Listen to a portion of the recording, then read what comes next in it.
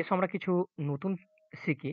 দেখো এই নোটিশটা ১ম দেখানো হচ্ছিল আর বলা হচ্ছিল কি এখানে ৫টায় রেজাল্ট পাবলিশ করা হবে। বাট ৫টা ৫টার মধ্যেই একটা নোটিশ আবার পাবলিশ হয়ে গেল।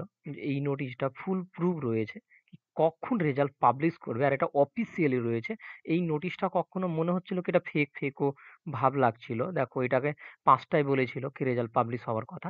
সেইজন্য আমি এটা ভিডিও তৈরি করি নাই। কারণ কি এটা অনেকটাই দেখতে মনে হচ্ছিল কি ফেক রয়েছে। সেহেতু আমি বানাই নাই।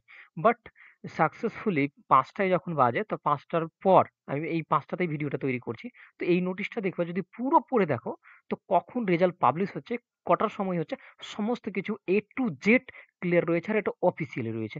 এখানে দেখে নাও, এখানে ক্লিয়ারলি মেনশন করেছে decide to declare in the final result.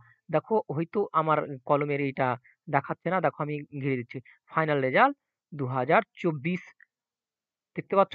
এই এই যে আমি এই ঘিরলাম এই জায়গাটার কথা বলছি। মানে ২ এ ২ তারিখ ডিসেম্বরে ফাইনাল রেজাল্ট পাবলিশ হবে এসএসসি জিডির যারা ২০২৪ এ রেজাল্টের জন্য ওয়েট করছে তাদের জন্য। এটা ছিল সবচেয়ে বড় আজকের খবর।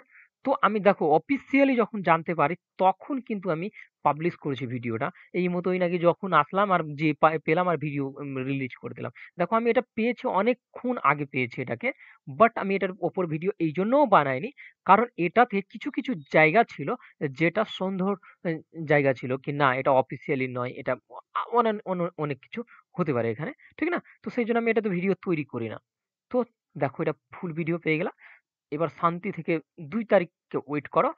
আমার ভিডিও তার ২ তারিখে আমি আবার তৈরি করে দিব। যদি কোনো এরকম কোনো কিছু এসে থাকলে, ঠিক না? যদি নতুন হয়ে থাকো অবশ্যই চ্যানেলকে সাবস্ক্রাইব করে রাখো। আর যদি আমার চ্যানেল আছো তো অবশ্যই একটা লাইক করে দিও। Thank you.